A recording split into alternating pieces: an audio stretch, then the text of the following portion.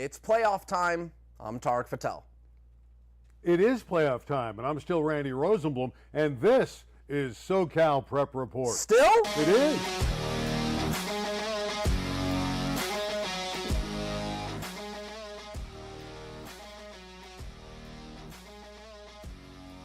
You know, it is playoff time, but we're not going to start the show talking about football, and we will get to the playoffs and all the good stuff that's going on in prep football. But we got to start with a basketball note, because as Tarek's going to tell you, he feels this is the biggest high school story, not just locally, but in the country. Tyron Stokes, Sherman Oaks, Notre Dame, out of there. He's gone. What's the story there, Coach? Yeah, not a great story, if I might add. He was facing some disciplinary issues, so I think it is quite convenient for him to withdraw.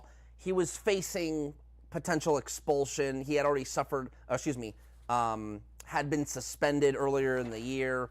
Not a great situation for the number one player in the year. Hopefully he tightens things up, his attitude, and so on and so forth. But yeah, he was getting into altercations with students. It wasn't the first time, but the last time, most recent time, was pretty much the last straw. So he's out at Notre Dame, and we will find out where he lands next. My guess is some type of national prep school. Randy, Tyron Stokes is probably going to be a lottery pick one day, so I think he'll end up being fine basketball-wise, but certainly his attitude needs to change. It's been an odd year for him. He played football, so we had that football picture. He really did play football. Yep. He wanted to do that in his final season in high school. He's down to Kentucky and Kansas and Oregon. Those are the three schools. He's going to end up at a prep school. Tarek's going to be right on there. We'll see what happens. He's going to go on, play major college basketball probably for a year, and then he's going to be a lottery pick, and that'll be the end of the Stokes saga, but it certainly is the end at Notre Dame Sherman Oaks. They'll still have a good team, but they won't have a great team.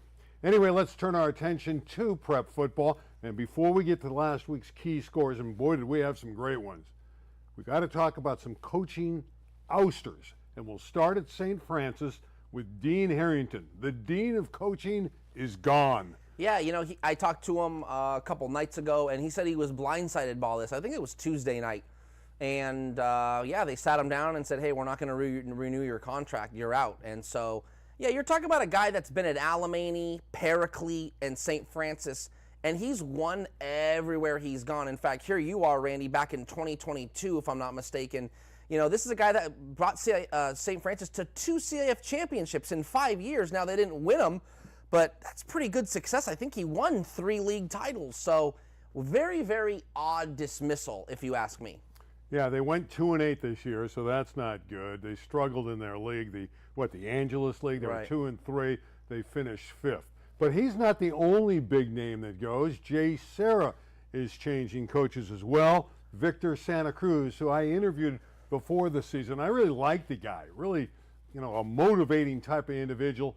Did not have a good year in the Trinity League. They didn't win games in the Trinity League, and he's out at Jay Serra. Yeah, this one wasn't so much of a surprise because at Jay Serra, you know, they just actually posted the job posting for the job. The pay range is $150,000 to $200,000 a year to coach high school football.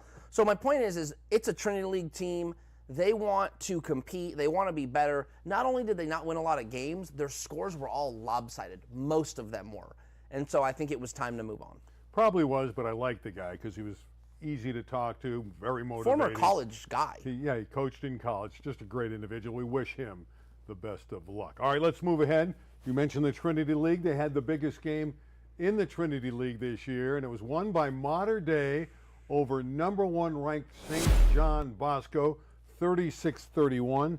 The Monarchs were down 24-3 in this one and rallied all the way back. Yeah, and this had some controversy. It was 24-10, and Bosco had a touchdown that was called incomplete.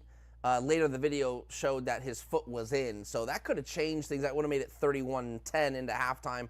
Instead, it was 24-10. Nevertheless, kudos to the Monarchs and Coach Raul Lara. In my opinion, arguably the best win of the year, given how much that team needed it, because the 2-loss season, everyone was kind of wondering what to make of their team. Well, it proverbially kind of washed everything away. They're a new season now, new playoff berth. So maybe the Monarchs are the team to beat in the Division I playoffs. I don't know about that, but certainly they're going to be a factor. But we do have to throw out some shine to Ryan Hopkins, the quarterback at Mater Dei. I know he's been up and down most of the year. He's had some great moments and some down moments, but he throws nearly 300 yards of real estate in this game and 5 touchdowns. He was great. I know he's got terrific receivers that are going on to D1, but Ryan Hopkins really played well in the big game. Yeah, and I think that's, again, for players, program, and coach, the rocky season they've had, even the narrow victories that make you scratch your head, it's all kind of washed away now after a huge win over rival in previously unbeaten St. John Bosco, the #1 team in the country. So that's the biggest win of the year so far. What is wrong with Sierra Canyon? They allowed a field goal. I mean, they beat Loyola, 56-3 here. They don't give up points. They have 5 shutouts this year. But how did the Cubs get on the board, Tarek? Yeah, I think this Trailblazers team is I mean, there is blood in the water.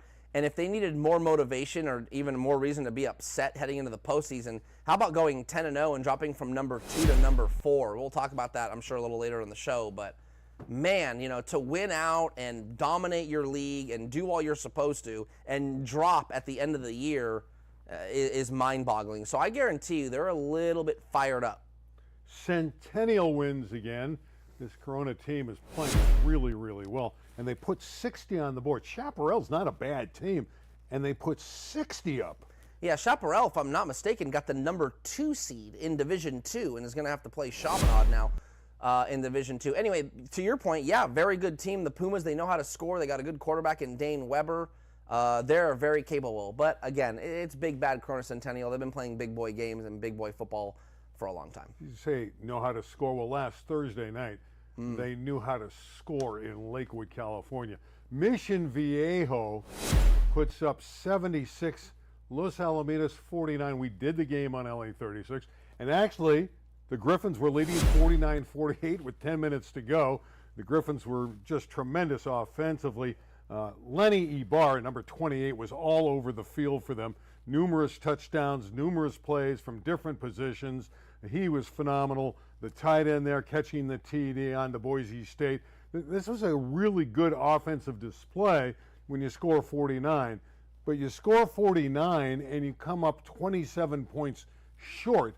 That just tells you about Luke Fahey and company, who throws for a school record 562 yards. And Junker was unbelievable. Jack Junker, the wide receiver, number 10, would catch 13 passes for 292 yards and 3 touchdowns. And this is that group doing And just their to work. confirm, Vance Spafford did not play, correct? No, he didn't play. He's out for the year. Yeah, okay. He's going on to college. He's done. He doesn't want to play anymore. Yeah, it's arguably one of the best wideouts in the southern section, and look how potent the offense is for Mission Viejo, regardless of his absence. So, yeah, Luke Fahey, probably the most polished quarterback in the section. Outside of me, I'm trying to think of anybody else. I mean, Luke Fahey might stand on his own. It used to be Brady Smigel, but he got hurt. So Mission Viejo has the best quarterback in the Division I field. But that Junker, that wide receiver, a transfer from Santa Margarita, is just phenomenal. All right, next game is Yorba Linda and Corona Del Mar. CDM was undefeated here. They lose in overtime. Their perfect season, gone. Yeah, Yorba Linda is this team that just, it's kind of like a mini version of the Servite teams that Troy Thomas used to have. They're just disciplined, they're physical, they want to hit you in the mouth, and I believe they finished their year 9-1. They only had 1 loss all year long, so really, really good football program, well coached, disciplined, like I had mentioned. They're gonna be a tough out in the postseason. Not surprised they knocked off Corona Del Mar. Another one in the Trinity League. There was another huge game here. Servite wins. Tight battle with Olu, 30-28. Yeah, not exactly a huge surprise, but that game was a dictator in where each of those teams was going to get placed in the Division I field. So Servite winning, I believe, had them now they don't have to play St. John Bosco. Orange Lutheran has to play St. John Bosco now. So that game didn't matter so much for Trinity League purposes. It mattered for playoff purposes. Rancho Cucamonga continues to have a really good year. The Cougars got by Chino Hills. Chino Hills got a good football team, and they've been knocking teams off, but I think it's a nice win. Yeah, Chino Hills, I actually got some messages and stuff kind of not making fun of me, but Chino Hills beat Damien a few weeks ago, and that was a huge, wow. And then everyone was thinking, well, Chinos needs to be in your top 25, and I remember responding to people, well, let's see what they do against Rancho Cucamonga, and obviously they fell short, but still a great season for the Huskies. We got to follow Norco. This is a team that hadn't won a game all year. 0-9 coming in, and they knock off Vista Murrieta. Oh, those were forfeits. I was going to say, what I'm playing with you a little bit. Yeah. So this really wasn't a surprise, even though they're listed as 1-9 because of the forfeits. Right. They have had a winning record, and they're a really good offensive football team. And their quarterback, Julian Medina, a lot of yards, and he threw for 3 touchdowns in this one. Very good player. I believe they were 6-3 on the field coming in, and Vista Murrieta, Bryson Beaver, who's going to Oregon, I believe, quarterback, did not play. So, you know, that had a lot to do with why they couldn't score. And I don't think he's playing in the postseason. I think they're shutting him down. So, a good win for Norco, although it was moot. They didn't get an at-large berth and their season's over. I thought Norco was going in. No, Norco did not get in. San Juan Hills got in. San Juan Hills, the other forfeited team. Yeah. I feel bad for Norco. They deserve to be in. All right, let's move ahead. Good point on the San Juan Hills. Inglewood in a great game we had on LA 36 against Culver City. Culver City's another team that did not get in the playoffs after losing this game. Inglewood wins it. Excellent defense by Inglewood, but not on this play. See the touchdown getting loose in the secondary. Culver City had their moments, but number one, Andre Nickerson took over the football game. He had 4 touchdowns. There he is going in. This guy is an absolute stud. And he had the Chucky doll on Halloween. And you know what I loved about this? They didn't penalize him. No penalty. So he takes out the Chucky doll, and there's no penalty. Yeah, I think we both agree. We kind of like that. As long as he doesn't, you know, overdo it and he's celebrating with his own team. Okay, I don't know. Props can be a little bit of an argument there, but nevertheless, they're having fun. And it looked like the game was close. So it sounded like it was all within the spirit of the game. Yeah, the 54 Miles Smith on defense was toss. Great. This is the play that sealed it. Culver City would have had a chance to get the ball back. They didn't get it back, and the last touchdown was by Welch. This is still another one. That's the 4th one, I believe, to Nickerson. But 54 was all over the field. And, you know, this is just an explosive game with a lot of scores. It tightened up late, and here's where they were able to get that final touchdown right after this, Inglewood. You see that's the last touchdown from Culver City, but there's going to be one more score for Inglewood that would seal the game when Welch would go in, and that was it. It was 46-35. What year is Nickerson? Junior, I believe. Yeah, I've heard a little bit about him. Okay, that's good. Good to know. He's going to SMU, but he may be a senior. He's got another year maybe. Okay, no, I mean, that's because I know Inglewood, I'm not saying they're not talented, but they're a little down compared to previous years. Yeah, but that kid's not down. He's really good. Again, he's going to SMU. All right, Laguna Beach at Notre Dame. We got some great games in D2 as well. Let's start with Corona Del Mar. These are some of the other games. Corona Del Mar at Murrieta Valley. What do you think of that? Yeah, that's going to be a tight one. I would give the edge to Murrieta Valley. Let's not forget, Murrieta Valley is the #1 seed in the division and reached the D2 finals, last year and fell short. So I would not be surprised if the Nighthawks for the 2nd straight year got to the Division II championship. They were the #1 seed last year as well. I know Larry's showing some of the brackets too. Love it. Division III, Laguna Beach at Notre Dame, Sherman Oaks. What do you think of that one? Yeah, that's going to be an interesting one. Notre Dame, beat Chaminade at the end of the year to squeak into those playoffs, so kudos to them. However, Laguna Beach is having this great 9-1 year, and they got a good quarterback over there. However, it's always a problem when your toughest game is coming in the postseason. So what I'm trying to get at is Notre Dame, despite being 5-5, they've played a much harder schedule and will probably be more prepared for that game. All right, let's jump back into the city section. Some of the key games from Week 10 in the city.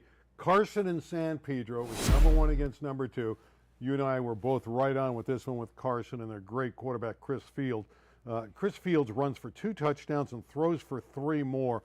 Just an exceptional player. Yeah, a remarkable player. He's going to be the city player of the year. I mean, he might be, if Carson goes on to lose the championship, I'm willing to bet he'll still win player of the year, which is rare. Rarely do we see a losing team have an MVP player, but I would imagine he's been so pivotal and such a standout this year. If Birmingham goes on to win, I don't know who would win. Like, I don't know who would you pick? I don't know. Their team is kind of well-rounded. I don't know. Jim Rose, make him the player of the year for fun. I think Chris Fields is the best player in the city. And he threw all his touchdowns in that game to Craig Walker. All 3 scores were brought in by Walker. Here one is a score that surprised me because of the difference. Not that Garfield beat Eagle Rock, but how they handled them. I thought Eagle Rock on paper might have had a slight advantage. These are two very good teams. Garfield blew them out. In late October and November, and even in the NFL in December when it gets colder and everyone's a little banged up, the team that is more physical and controls the line of scrimmage generally wins football games. Why am I not surprised Garfield beat Eagle Rock? You got a team that likes to pound it and play physical, and then you got Eagle Rock who wants to air it out. A terrific game in the Western League, won by Hamilton over a very good Venice team, 28-27. Thaddeus Bro was spectacular in this game. Elijah Asante gets a nice win for his Hamilton Yankees. You know, they've had a rough patch. They lost a few games. They lost like 2 out of the last 3 games or what have you, maybe even more than that. They're in the Division I playoffs. They got a decent chance to make a run, but I think from the very beginning of the year when I saw them, their roster and their fields, their team's a little thin on bodies, so that's probably catching up to them now. Jack Thomas, 5 more touchdown passes to Palisades. This is a wonderful story about the Dolphins going 10-0 during the regular year. Fairfax got some kids back. They're a little bit stronger, could be dangerous in the lower division in the playoffs, but this is a very good Palisades team, especially offensively. I think, you know, if we had to talk about maybe another player of the year candidate, it'd be like a Jack Thomas or a DeMar DeZern that stand out wide out. But they'd have to win the city, and I just don't think they're going to do that. And Paston, the quarterback at Eagle Rock's another great player. Yeah. But I agree with you. He's an all-city guy. I don't think he'll be the player of the year. I think Fields is going to win. Yeah. All right, here's some of the key games coming up in the playoffs in D1. Okay, we've got Bell and Venice. So what do you think of that? Venice has to be the heavy favorite. Yeah, I'm just, you know, I don't want to go get lost in the weeds here. I think Venice is the team to beat. The Gondoliers clearly showed they can at least keep up with the big programs in the city, despite some losses. Bell should not be too much of a test for them. By the way, the Open Division is next week, and we'll get into that. The Birminghams, the Carsons, and those guys. Another one, Westchester at Franklin.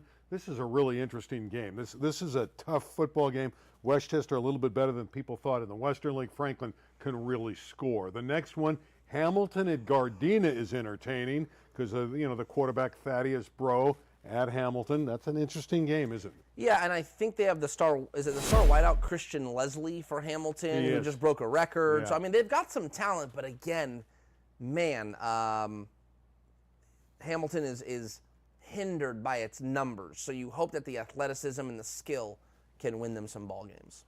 All right, some of the top teams come over in D2. The seeds are Cleveland's number 1, San Fernando, Roosevelt, and Fairfax. So Fairfax is getting some love with new players.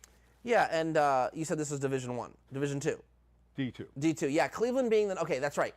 Cleveland being the number 1 seed is huge because they didn't have a great year, but they were playing in the West Valley League. I just wonder if them dropping down might have a path for them to win the Division II title. All right, let's talk about some of the top performances from last week from around Southern California. We had some really good ones, and they're going to pop up, and we're going to show these. And led by Stan Thomas, the quarterback at Orange.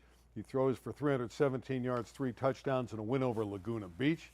How about Tommy Hurd, not the baseball player, quarterback at San Juan Hills, 6 touchdowns in the win over Tesoro, and that brings up the point that you caught me on. San Juan Hills was the team that had all the forfeits and got in. There's Chris Shields, our guy, and those are the numbers again.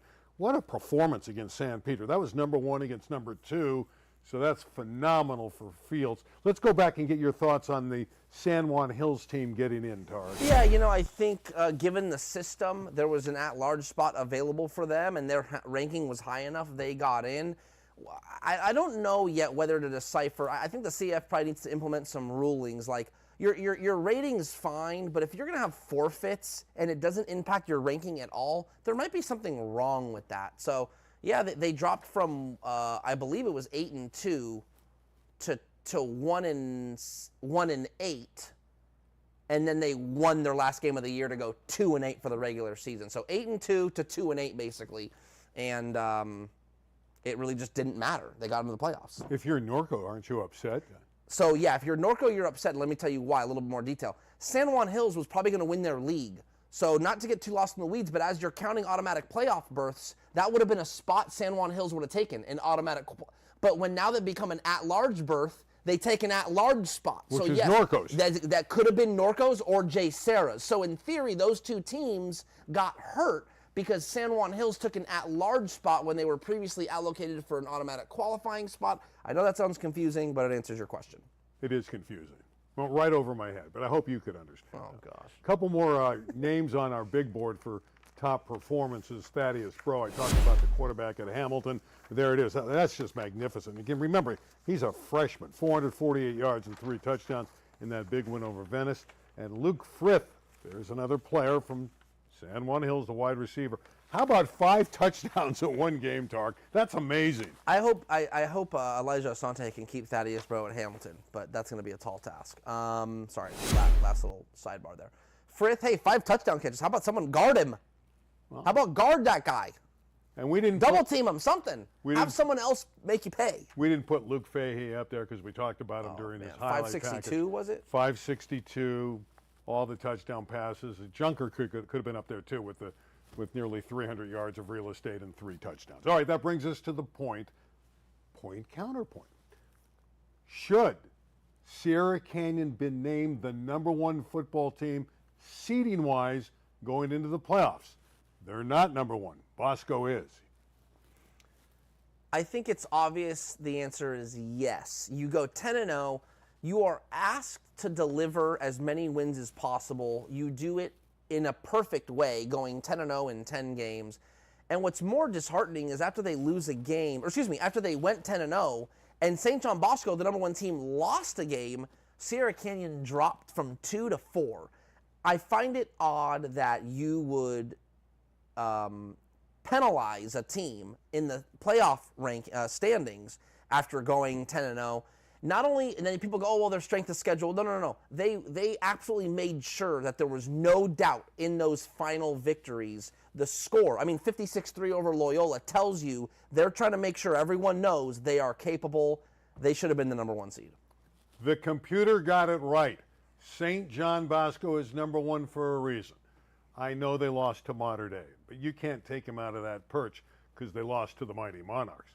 St. John Bosco has a great coach in Jason Negro. They'll respond. They're the favorite. We all know that. They should be #1. Remember, they were #1, not just locally, #1 in the country.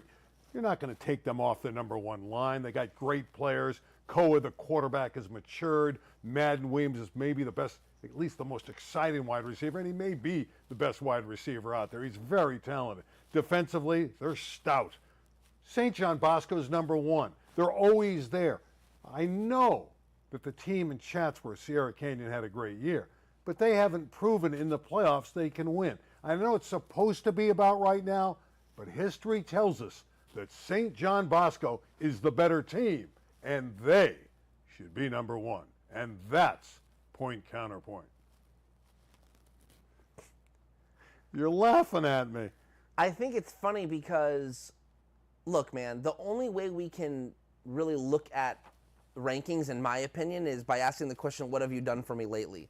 So the fact that St. John Bosco gets to keep its #1 rating, I think is ridiculous. They just lost. So if in the playoffs, they were already in. It has nothing to do with but where they drop and where they stay indicates where you get seeded in the playoffs. You're right; they were in the playoffs regardless, win or loss. But the question was, should they be the #1 seed? The answer is no. They just lost. All right, Tarek makes a good argument. Yeah, I just like St. John Bosco. I think they're the better football team, and we shall see. I was going to say, if anything, what is nice about St. John Bosco losing, if you don't mind me saying, parity. Anyone can beat anybody, man. That's a good thing for high school football.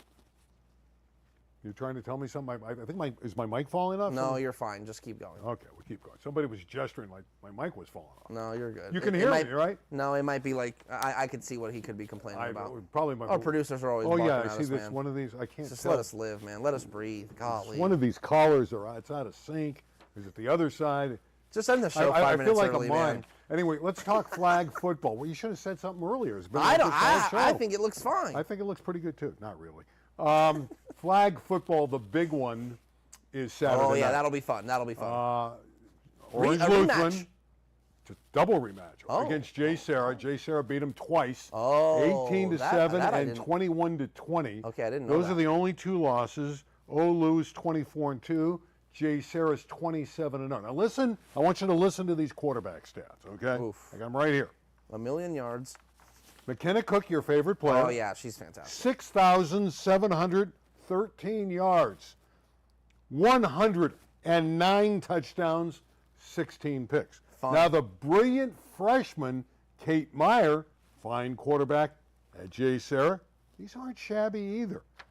3,552 yards, a little more balance, not as many in the air, 55 touchdowns, 12 picks. Now here's the other factor. Cook was picked off 4 times in the first loss to Jay Sarah. You know that Cook's going to be fired up. But in terms of a prep flag football game, in the first few years of the sport, this may be the biggest game so far in the history of flag football. Totally agree with you. Love the way you set that up. And for Meyer, is it at Jay Sarah? The other thing, I think they split time. I think there's another girl that plays quarterback that probably has a couple thousand yards too. So the 3,500 is it could be probably closer to 5,000 if she was the full-time quarterback. I think they mix her in and out with another young lady. Point being, this is great for girls flag football. I think you could argue if they decide to do it that this could be like a national championship type game. It is in essence. Okay, yeah. So like I know like Max Preps and some of these other outlets might crown a national champion depending on the winner. And just don't be surprised. Maybe down the line this becomes a state championship. You know, a few years from now they make a flag football state championship game, which I think would be pretty cool. And even further down the line, just wait for it. I've been said it before for years. This will be an NCAA sanctioned sport. It is great for the sport, and it's great for SoCal that the two best teams are right here in Southern California, and that is tremendous. So we'll see who wins. I kind of like Olu. It's going to be very close. You know, try and beat him a third time for Jay Sarah. Jay Sarah's been the better team. There's no question to this point, but I kind of think Cook's going to get her revenge. That's my belief anyway. Anyway, I want to shout out Bud Kling at Palisades. Oh, yeah. Speaking of great numbers, and he's a tennis coach, he wins his 30th city championship as the girls coach. He's won 32 boys crowns, including 16 in a row. Bud Kling lost his house in the Palisades fire. I just think it's a great story. He's probably going to retire in about a year. Congratulations, Bud, overcoming all the issues with having to rebuild, to keep the program going, to stay with it, do what you truly love, and continue to win championships. Yeah, he's one of the greats. I mean, you're talking about, I don't know if he's already in. I don't know how the City Section Hall of Fame does it. Maybe you would know because you're in it. But he's going to be a Hall of Famer, you know, for the City Section if he's not already in it. And really a fun guy. Kind of quirky, but Bud is a good dude, and the section is better for him. How about the fact he's won 16 straight boys Yeah, that's titles? remarkable. Yeah, now they beat Granada Hills, the girls team did, and Granada Hills has been the other powerhouse. They've won 13 or 14 titles, so it always seems to be Pally and Granada Hills in that sport in tennis and the girls. But Pally got them this time. Granada, by the way, was the 2-time city champions in a row. So Pally and Granada seem to trade off on the girls' side. But Bud Kling is always there with the boys and the girls. Phenomenal accomplishments for Bud.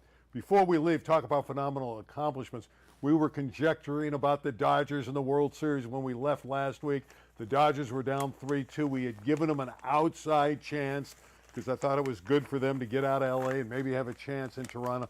The fact that they came back and won it all, kudos to Dave Roberts, kudos to the entire Dodger team, all the heroes, and there's too many to mention because everybody stepped up when they had to win. The two big names for me, first of all, watching that Game 7 was remarkable, but the two big names, they're obvious. Miguel Rojas and Andy Pages for that catch was remarkable. I have a question for you. What was a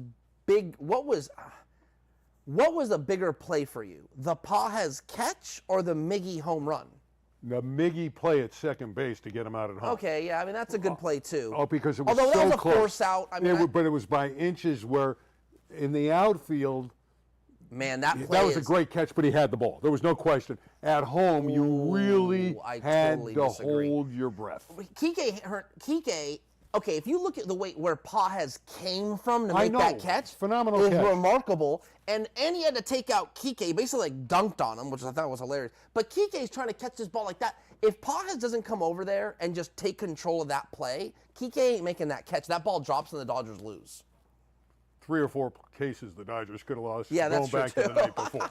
That's it for Dodger Talk. Congratulations to the 2-time world man, champions. that is what a fast 3 in a half hour row. it has been. 3 in a row. Enough with the 3 in a row. Let's 3 in just a enjoy the row. second one. 3 Let's in not a worry row. about next year. Tarek's going to show you how he can pitch like one of the Dodger pitchers.